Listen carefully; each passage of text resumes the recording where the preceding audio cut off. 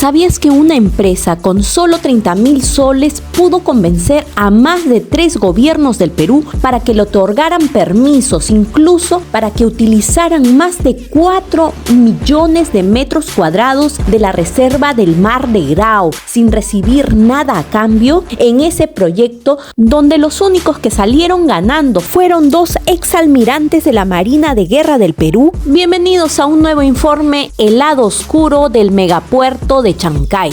Porque los han hipnotizado, porque no saben el contexto real desde el génesis del proyecto portuario hasta su cristalización.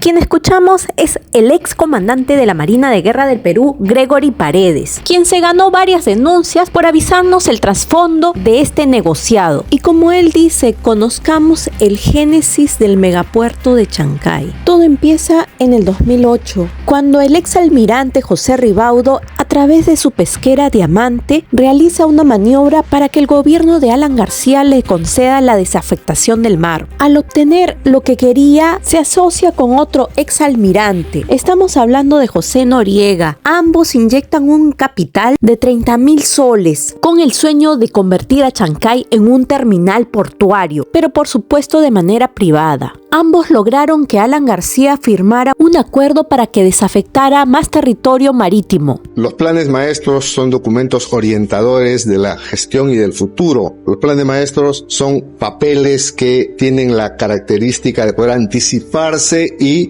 son flexibles para poder variar. Y no se equivocó, porque los planes maestros ya se estaban cocinando, pero desde el gobierno. En el 2012 otro personaje entraría a tallar. Estamos hablando del almirante Carlos Tejada Mera, quien los ojitos le brillarían al saber de esta idea de un puerto en Chancay, como almirante de la Marina, y de la mano del entonces presidente Ollanta Humala y el ministro de Defensa, Pedro Cateriano, empezaron los nombramientos estratégicos para beneficiar a dicha empresa. Todos estos personajes se pusieron de acuerdo para que a través de la Dirección de Capitanías de Guardacostas, la empresa Terminales Portuarios Chancay SAC obtenga por más de 3 décadas cientos de kilómetros de dominio de mar peruano, siendo en un futuro, en el 2014 y el pasado para nosotros en el 2020, el gobierno le concedería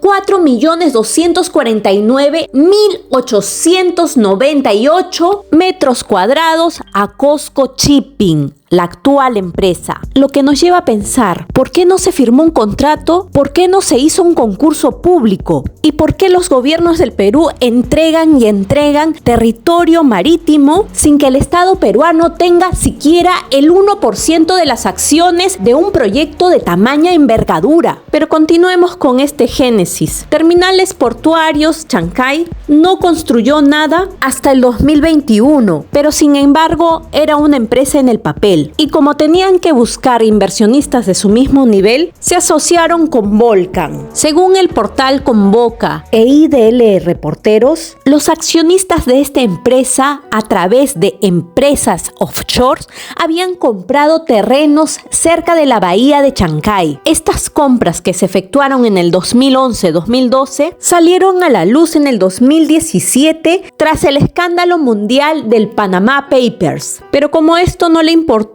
al gobierno de ese entonces, Pedro Pablo Kuczynski, siguieron otorgando más área marítima. Y ya en el 2019, en el fugaz gobierno de Martín Vizcarra, aquel director general de las capitanías de guardacostas, Jorge Moscoso, quien entregó en el 2014 por 30 años el Mar de Grao, fue nombrado como ministro de Defensa. En ese mismo año 2019, una empresa china llega al Perú a hacer negociaciones y compra el 60% de las acciones de la empresa de los 2 exalmirantes de la Marina, Noriega y Tejada, por el valor de $225 millones.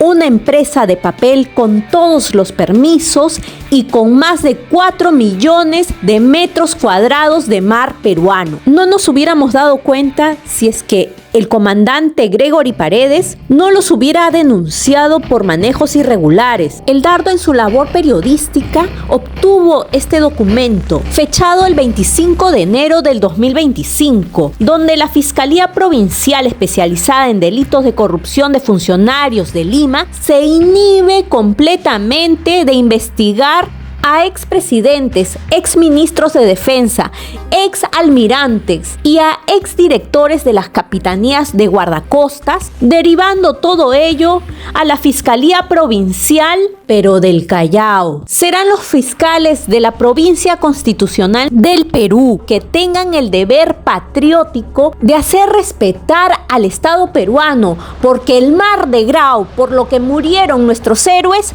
no se regala a nadie. Y aquellos presidentes, en especial aquellos marinos que ensuciaron el uniforme patrio, no pueden quedar sin castigo, porque es así como se lucha contra la corrupción.